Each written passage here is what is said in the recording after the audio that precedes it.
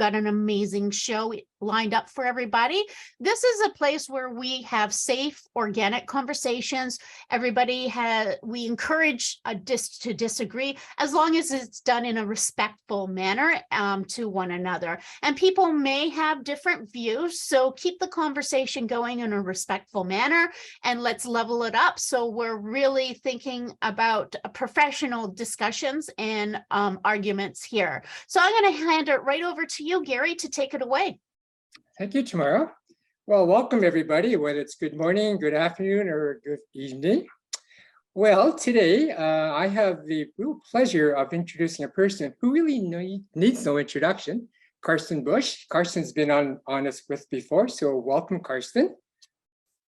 And the book we're going to talk about, one of many books, but we'll talk about its most recent, is the one you see in my background, The First Rule of Safety Culture, a Counter-C-Word Manifesto.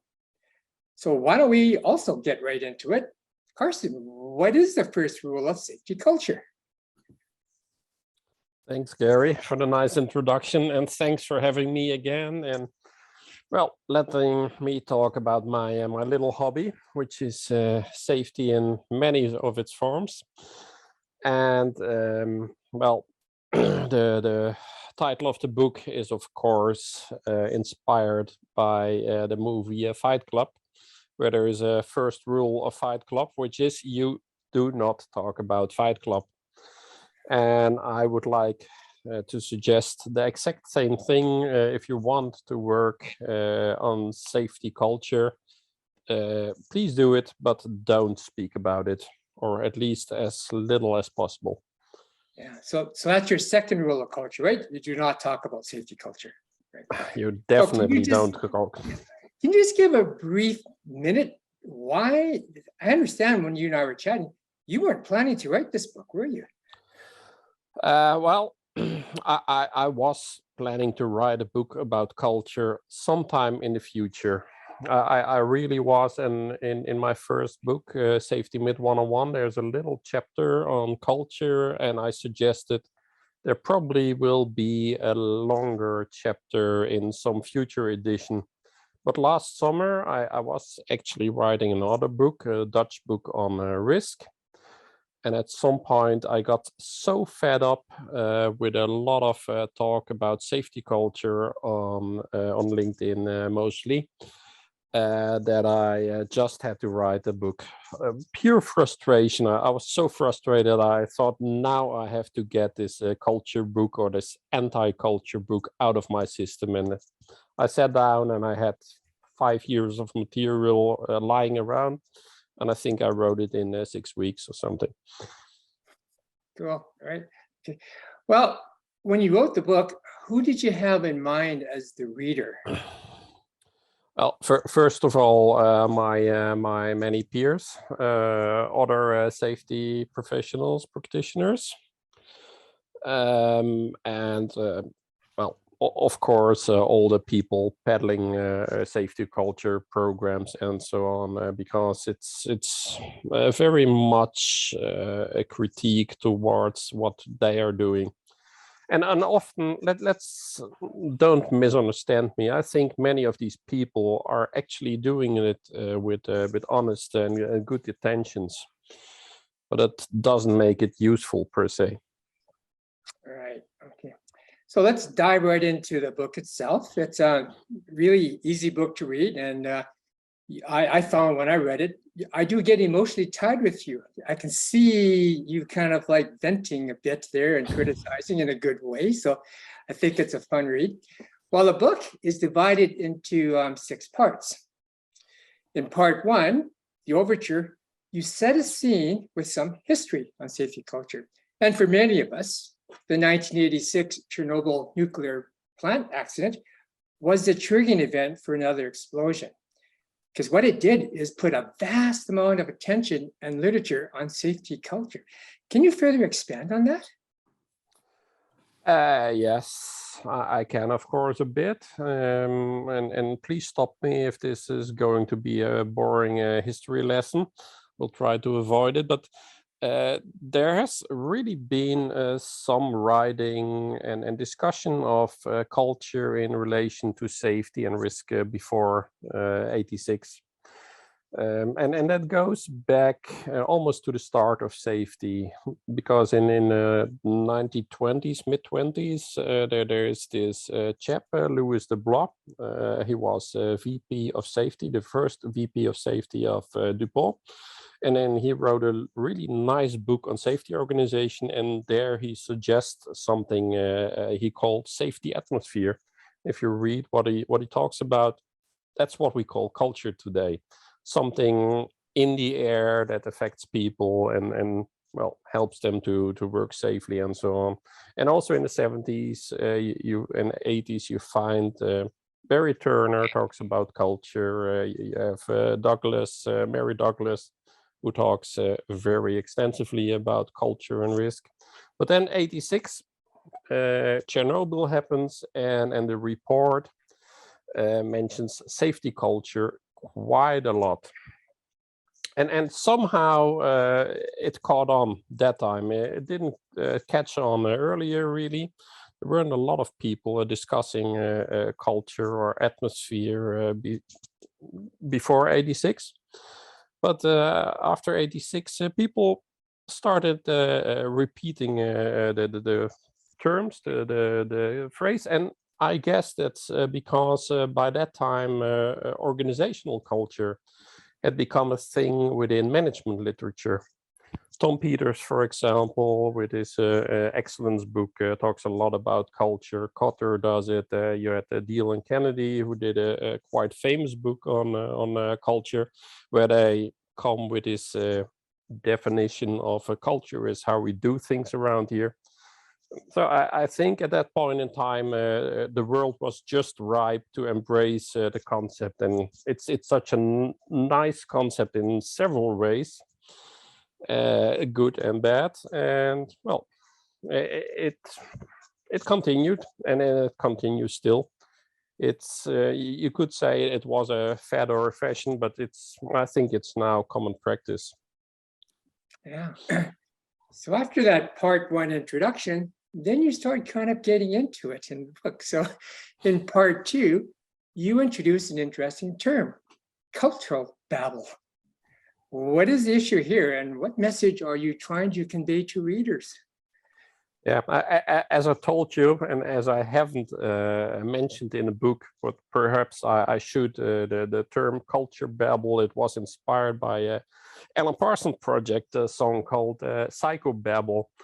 And the meaning or the message in that song is there's such a lot of psychological literature around that doesn't really add a lot of value, but it's very popular and gets repeated. And I thought that's the exact same thing that I see in relation to culture. People are repeating the term and using the term also, I would say, inappropriately. That they use the term more as a blanket to cover up, not intentionally per se, but to cover up other stuff that they really want to talk about. Let me just give an example. And this was one of the triggers of the book. I saw a message on LinkedIn, which was posted by the Dutch Railway Inspectorate, I think. About safety. We need to work on safety culture on the railways because people don't report enough, and we want to learn about accidents. So we need to build safety culture or improve safety culture. And I thought, no, you don't. What you really are talking about is people don't report enough, and they don't learn enough from events. Don't call it culture, because it only messes things up. People don't know what it is, what you're talking about. But if you talk about what your real problem is, then you will probably get much greater effect. But it doesn't sound as fancy, of course. So that's what I labeled culture babble. People are using the term just to sound fancy or whatever. Tamara, you have a question? Yeah, I want to just kind of push, because what you're saying right now is so important, and I've seen it also in action. So that is a mislabeling going on, but can you push a little bit further about what actually is going on, that the professional, because it is a concern if people are not reporting, but there is more going on there. So maybe if you could dive into that, what the more is. Sorry, I don't quite, I don't entirely understand the question. You mean if people don't report, what's the problem with that? Well, one of the issues is, of course, that bad news. Not what's the problem with that, but what is actually, it's not about the safety culture, right? Yeah. There are other elements going on there that need to be unearthed. Yeah, I think it's a matter of people should be specific if you want improvements. If you want improvement, let's take a silly example. Say I feel a bit sick and I go to the doctor and the doctor says you should live more healthy. Thank you very much, but I would like to know what's the problem with me now and what can I do. Okay, living healthy in general is probably a good advice, but it isn't very helpful. I want something concrete, and yeah, it's the same with safety culture, and that you yeah, that you have an issue with learning, for example, and that you say, well, we need to improve our safety culture. Yeah, okay, but culture can be so much. Yeah. I think you have a good example when James Reason introduced the idea of there's a reporting culture, there's information culture, and there's a culture sort of stuff here. And I think that caused you to go like, well, why do we always have to add the word culture to the end of everything? Yeah. Why don't we kind of get more into it? And yeah, and I really like Reason's work on this in his famous '97 book about management of organizational excellence or risk. I think it was in a way groundbreaking what he did, and then suggesting 5 different aspects to safety culture. And it's useful to think about it, but by labeling them culture, he also misses a lot, I think, because it only confuses more. Okay, we have safety culture, and safety culture is made up of reporting and learning and the other 3, just and yeah, informed, flexible. That's the 5. It just confuses things more, and there's more aspects than just these 5 to culture or the safety aspects of culture, because you could also say there's a trade-off culture, because safety is a lot about making trade-offs between production and other things, and then not in least safety, of course. Yeah. So Vincent had a question. Vincent, you're muted. Okay, good, thank you. Carsten, I like very much what you're saying. What I'm looking at here, and I wrote down some notes for myself, I'm viewing the word culture similar to what the word team meant in Japanese. Instead of people calling groups committees, everybody became a team. And frankly, team was not what the Japanese really meant. So basically, I see it in terms of the definition of the word culture. Okay, that is not clear to many people. For example, I see, if I look back many years, okay, safety was the job of the safety specialist. That was the whole culture. The safety specialist, that was their job. Nobody else had to worry about safety. That person would handle it. You look at the other end, and I'm looking at, I am my brother's keeper. I'm concerned about the safety of my coworker and myself. That is a different culture. So I think if we begin with the word, what in the world is the definition of culture? and are the two extremes that I just identify in that line. I'm really glad you bring this in at this point, Vince. Thanks a lot.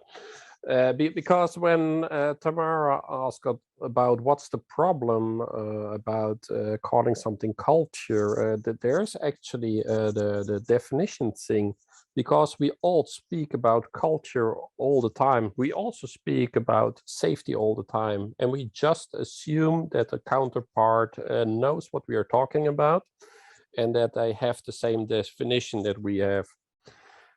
And that's probably not the case. And perhaps we're talking about entirely different kinds of safety, and probably we are putting different things into culture too. I saw he disappeared just from the chat that I can see here, but there was somebody who asked about behavior and culture. And there are a lot of people who believe that behavior and culture are basically the same thing. They are related, but they're definitely not the same thing. Okay, can we just hold all the questions right now, because there's a lot of stuff in the book that we want to cover, and perhaps really as we a go through question. some of this stuff here, it's a good possibility that you may have your question answered. So let me do that first to set the stage, and then perhaps you can ask some questions after that. It's not really a question, Gary. Okay, go ahead then. I want to amplify perhaps something that Carsten is getting at here. It came to me that the use of the word culture, when we use it, where it's really just a broad term when we don't understand the human elements in a situation. That's really essentially what it means. We don't really understand why this happens, so we're going to put it under the culture banner here. Because then everybody has a sense of understanding it. I mean, there is a gut understanding about what culture means. It means that there's all of these forces, all of these demands, all of these expectations from peers and bosses that are constantly impinging on us and directing the way that we behave. And it's just a very difficult topic. But I do think when we use the word culture, we all go, yeah, it's in that arena. What do you think about that, Carsten? I think that's I had to write it down that weren't your words, I'm paraphrasing here, but the culture is an admission of we don't really know, but there's something. That's quite a nice definition, and I think that goes back to the origin of the term culture too, in anthropological sense, because that's where culture in the meaning of something happening between people comes from anthropology, not from engineering or management or whatever, but people who went out, watched some tribe of a group of people, and then saw that there were some regularities between these people in how they behaved, how they communicated with each other, perhaps how they dressed, the rituals they performed, and they saw, well, there's something governing their behavior, which we can't see, but it's there, and well, let's call it culture.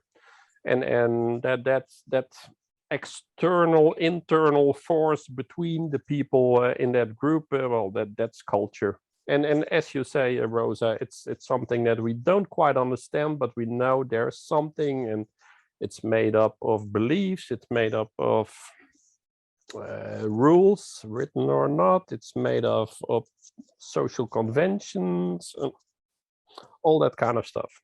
Yeah. Well, there seems to be two contrasting views of culture. One is what we call the mechanistic engineering perspective, where we create a clear, predictable future state. We design a linear blueprint, and then we build it. The other view is ecological and treats culture as something that emerges and evolves towards an uncertain future. Can you shed some more light, Carsten, on the differences?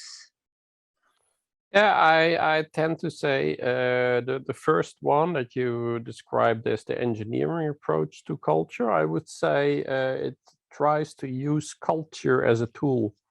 You have a group of people and you want this group of people to do something your way, like behaving safely, doing the work safe and all that.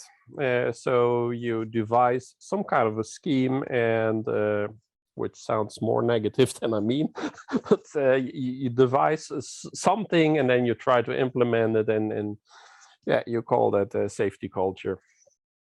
And then on the other hand, which is more the anthropological view of safety, you have people who use culture not as a tool, but as a lens to look at a group and then try to understand what is going on in that group, and then use perhaps the results of that explanation to suggest the improvements if necessary, or well, sometimes you're just satisfied of having analyzed and well found an explanation for what I see.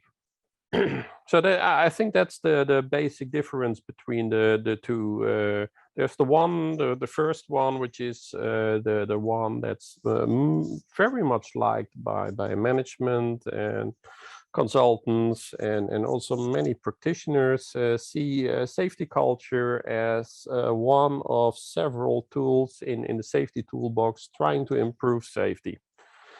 And then there's the second one that well, an accident has happened and then we don't use culture as a cause per se, but we use culture as a way of trying to understand what happened and why it happened.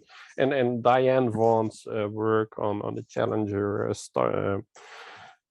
incident is, I think, one of the greatest examples of the second way.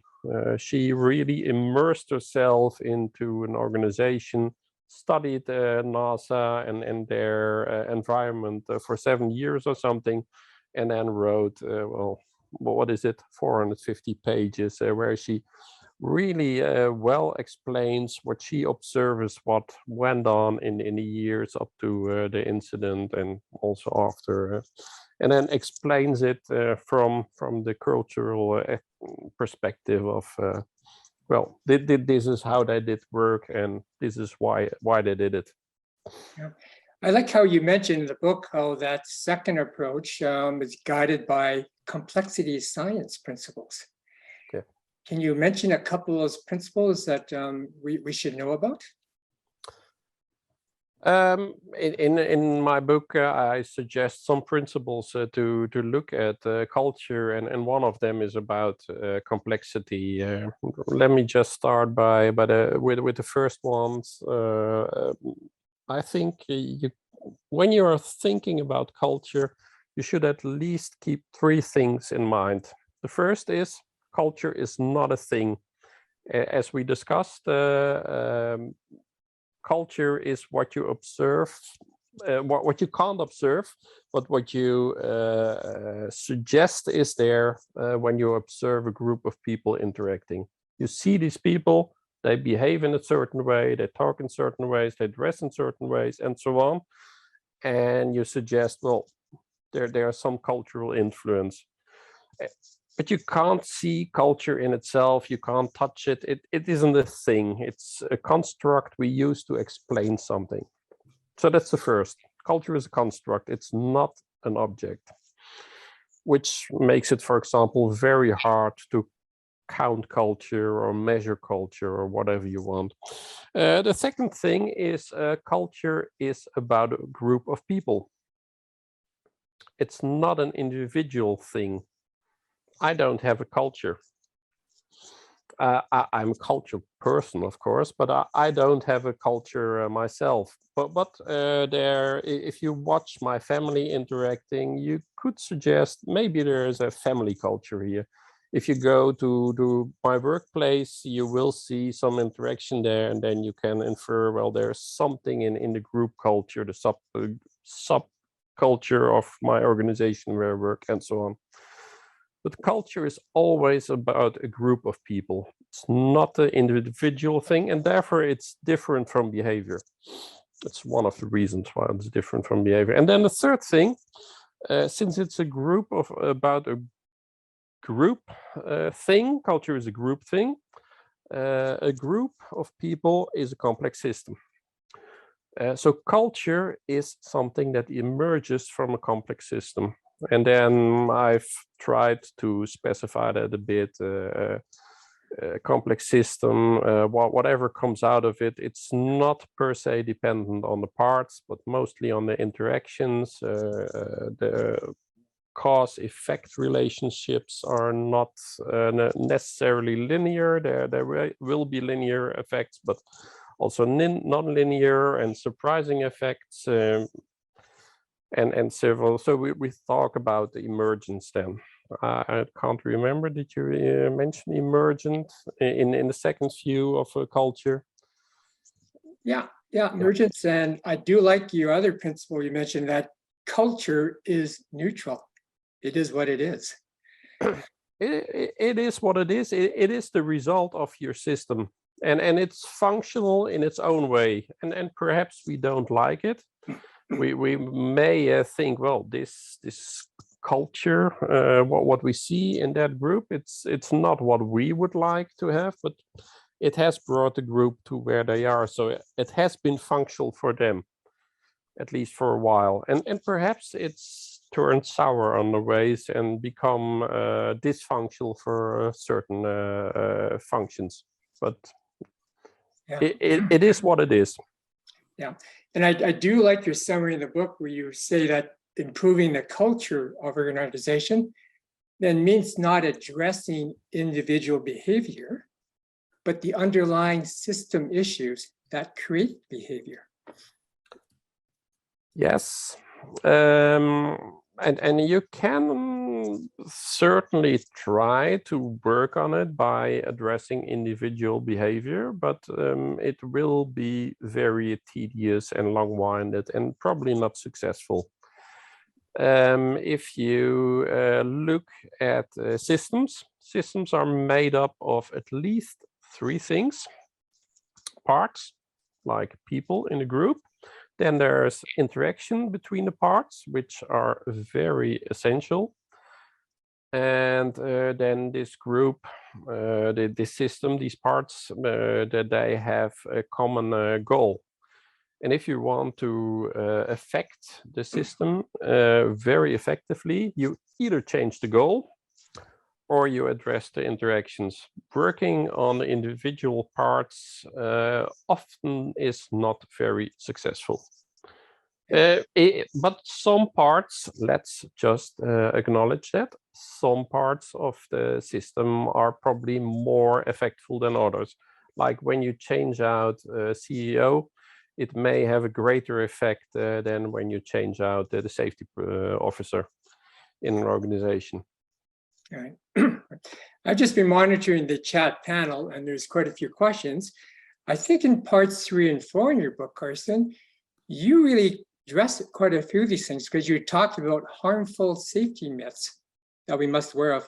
And I think that brings back to your first book about safety myths. Can you just mention a few of them that you want to point out as things that we got to be very cautious of?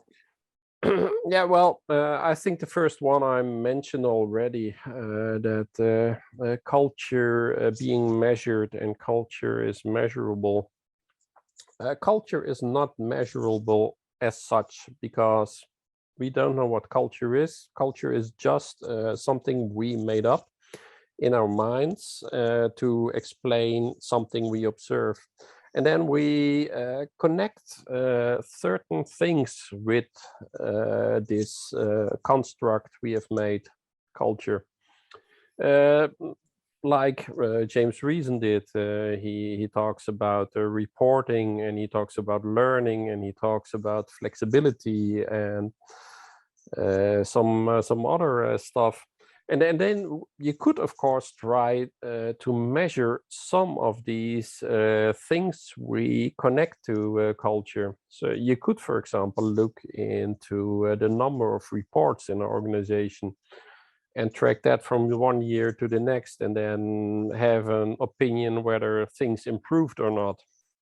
And then you could say, well, that part of safety culture improved. But you're only measuring it. What you measure when you do a culture assessment is not culture as such. It's a number of things that you associate with culture and that perhaps don't give the whole picture, most likely not. And perhaps you're even measuring stuff that doesn't say very much about culture at all. So that's one of the things. I'm mostly against them trying to measure culture, I would say. That's not to say that you can't use these measurements for something good. So if you do a safety culture assessment, for example, I think you could use the results as very usefully to discuss with people and internally in the organization. Well, this is a measurement we did. What do we think about this? Is this how we like ourselves? Is there something we could improve? But then don't use the assessment, the measurement as an answer, but use it as a start of a discussion. I think that's the only useful way of using assessments or culture measurements. Yeah.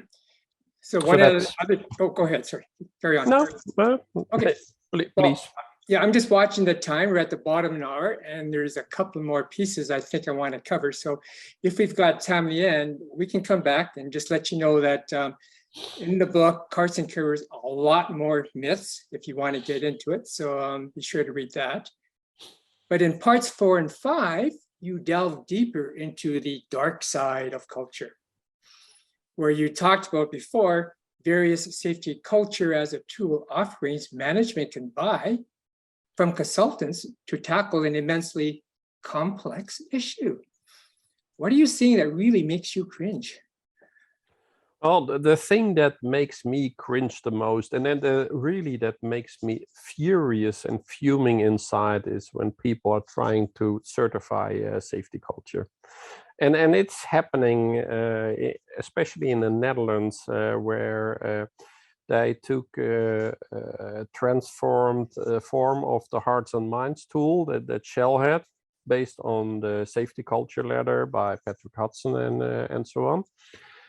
And they turn it into a certification scheme, which then is used as a tool to award jobs for contractors.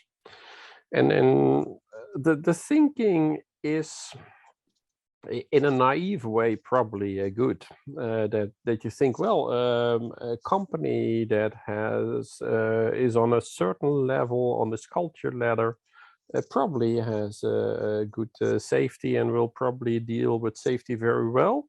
So let's require a certain level, and then they can get a job. The problem is, and this is called Goodhart's law.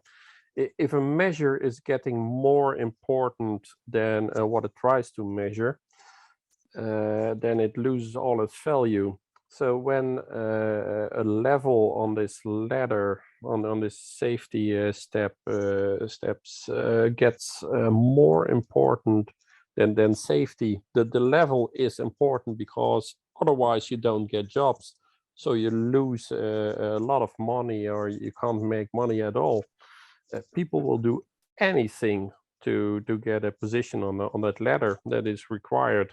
And there are much easier ways of getting through a certification scheme than working harder on safety. So that really makes me fume, because it was a good idea, because I think this safety ladder idea, it is a useful way, again, to discuss internally what do we think about how we are doing on safety, but then twists it into something totally different, and I think the value for safety is gone. Yeah. And it gives an illusion of control to managers and all the procurement people, because, well, we have someone, we have a firm here who's on a level 4 of this ladder, so they're really good. It's 4 out of 5. Wow. And then yeah, maybe they just got through the audit and yeah, don't do safety at all, Right. so to speak. You have a really good section talking about culture by algorithm, because I think you and I had this chat about we're seeing a lot more commercial products coming on board saying, if you do this, you can reduce uncertainty. And here's a tool that somehow strips away complexity and makes it really simple for you. Can you talk a bit about that? Yeah, well, it's basically in all its forms, and in the book I mostly discuss this just culture algorithm, which is quite successful in at least commercial ways. It really oversimplifies the whole matter, and I also think it starts basically at the wrong end, because it starts by assuming that people did something wrong, instead of assuming that well, innocent until proven otherwise. But this is the other way around. This is we assume that you did something wrong until we can prove that you didn't, which is a bit weird. But it mostly oversimplifies the matter in a couple of yes/no questions, which don't do justice to the complexity that people are dealing with, and the various trade-offs they have to make in their work. And that's, I understand why these tools are successful, and I understand that they provide a sense of a process and system to management, who has to deal with a pretty tricky question, because okay, people make mistakes and make errors. That happens, and we need to allow this. But on the other hand, well, yeah, something really bad happened, and the easy way out is punishing somebody often. That's just how it is. So is there some help to get this done in a well, a proper way? And these algorithms offer a way out, and I don't know, perhaps they're better than nothing.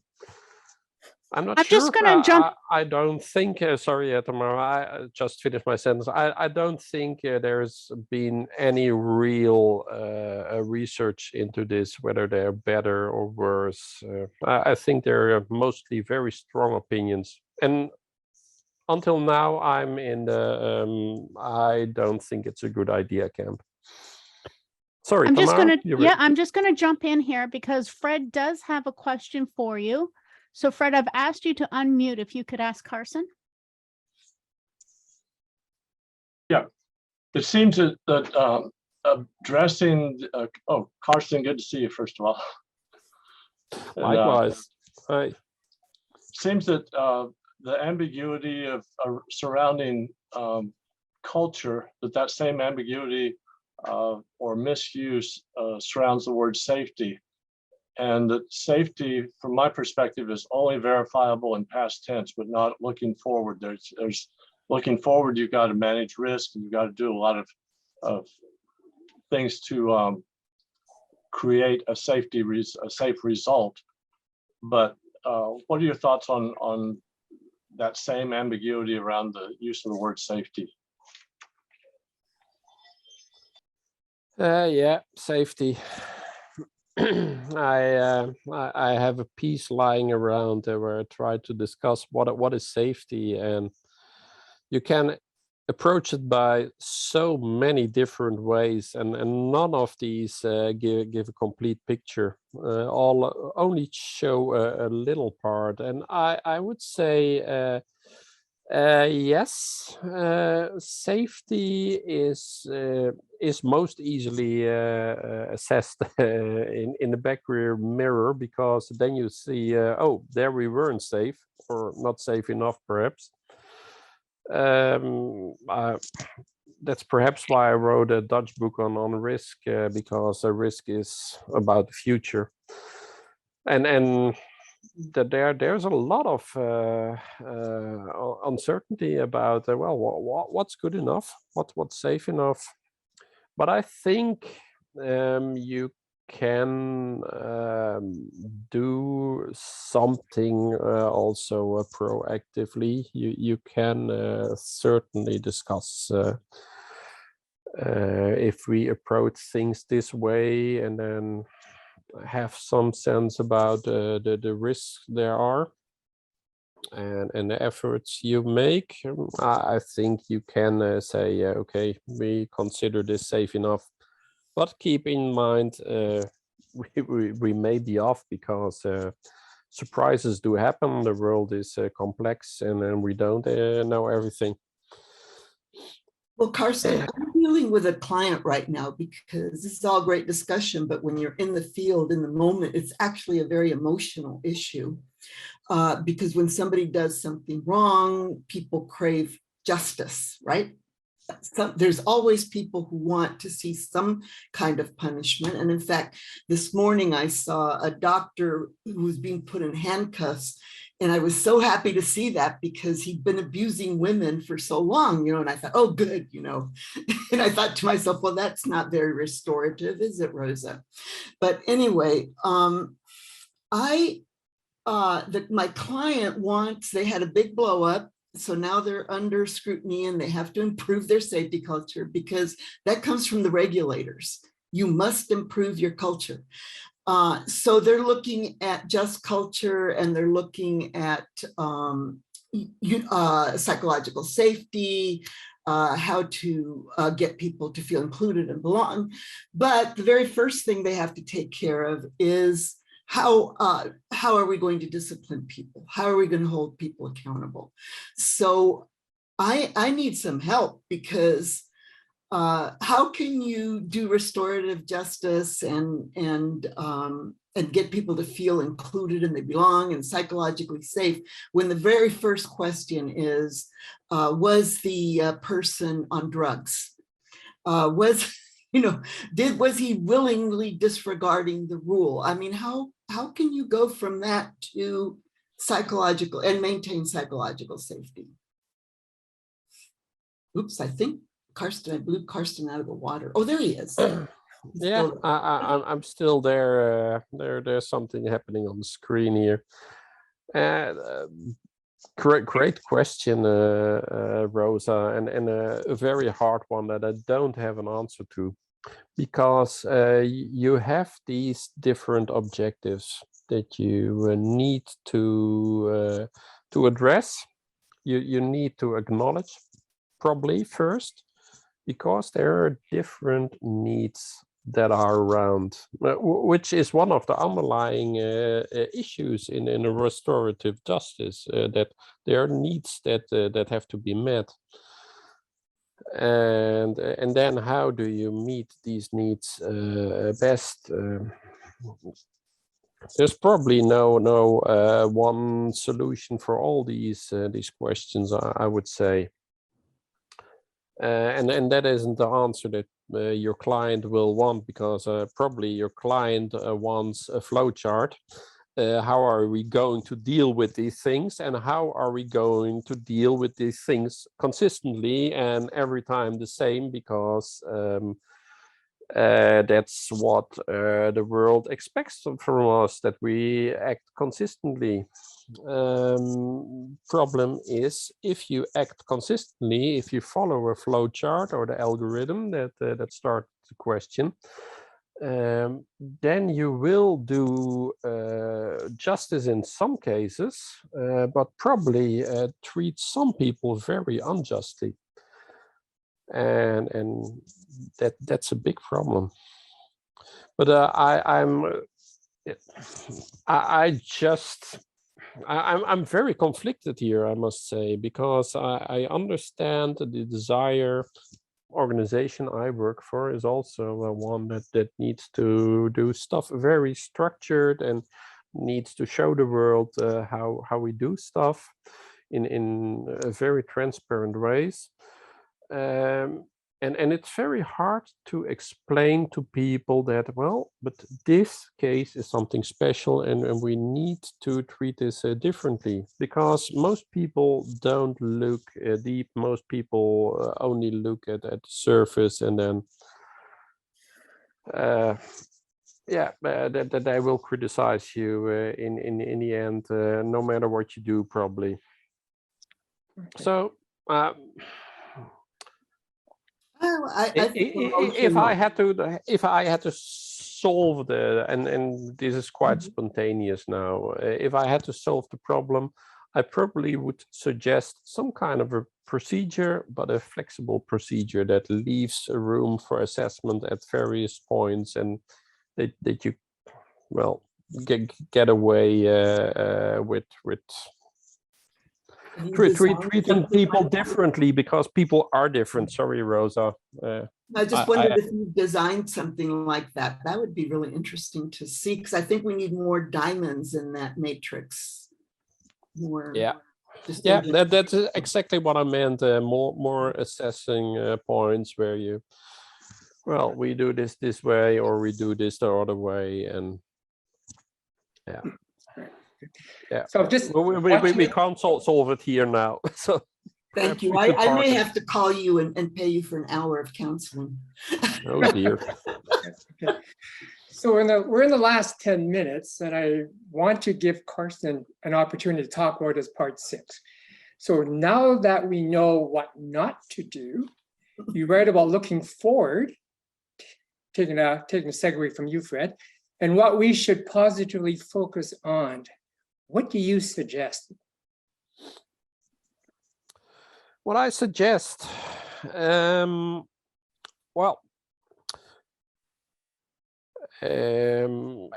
let's start at the beginning of our conversation. Please do work on culture, but try avoid talking about it. I think that's very useful to start with, and adapt your language to the people you're talking to. I was at this conference last month where I heard from a big company how they had adopted HOP, human organizational performance, in their processes. And the one thing that really stood out in their presentation was that they said we were very conscious in the language we were going to use towards frontline workers and managers. So they don't mention stuff like culture, psychological safety, resilience, and so on. They translate the concepts to language that people understand. So instead, they speak about that you have the opportunities to speak up safely without repercussions or whatever, or that they talk about when it comes to resilience, how do we handle unexpected situations, and how do we keep up safe production when surprises happen, and so on. So that's one thing. And just continuing on the language part, by calling things differently, I think you can affect culture also in very powerful ways. As I said, culture is about interactions between people. By changing the language and how people talk to each other, I think that's a very good way forward in changing things, nudging things, or influencing things in better ways. For example, instead of it's very popular at the moment, talking about accident investigation, talking about learning reviews or whatever. because that gives a bit of a different focus. When we had this session to prepare this session here, I told you, Gary, about the incident management system. When we implemented in my organization, we had to develop a new one, buy a new one, and then configure it for us. And at some point in the process, we decided we are not going to call it incident management system. We're calling it improvement system, because we want to have it. It has to be wider than just investigating it, things going wrong. We also want to use it positively. And of course, the issue is not to report incidents. The issue is we want to capture learning opportunities and then learn from them. So we called it improvement system, and that's small drops that help to influence how we talk and interact, and I think that that's very useful. Mhm. Good. Okay. Now, are there any questions? Tom, you've got one. Go ahead, Tom. Just unmuting, sorry.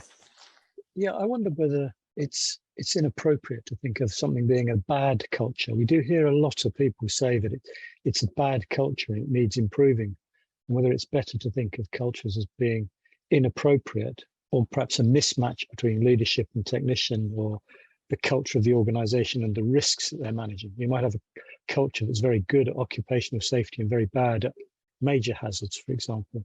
But we do seem to use this sort of good and bad, which you would never do in a wider context. No one ever would say, you know, French Canadians are bad in their culture, but that's effectively what we do in safety. You know, it would be completely inappropriate. Yeah. I just wonder whether there's a better way of thinking about it. Oh, yeah, you are so right. I think we should drop the whole normative stuff. When people start talking about me, a good culture, or even a positive or proactive or whatever, I don't think it's useful, because you're just sticking a label on it, and it's also a bit from a downward looking point often. Well, we're better, and that's basically what happened with Chernobyl too, because it was a Western report that was written, and the underlying suggestion there is, well, an accident like that can't happen in Western Europe or the Western world, because it was due to the Soviet safety culture.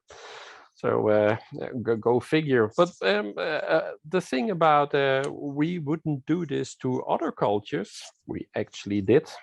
When we colonized other countries, other areas, we brought our European cultures and stamped that on to the people that are living there, because, well, they were just barbarians or heathens, or, well, what you want to call them, that they didn't have a good culture. They needed our culture, which we exported, and we're still having the effects of that, good and bad.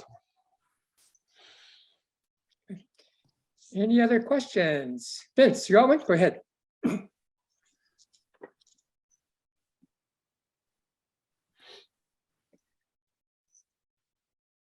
Oh, got Palm, is it your mute?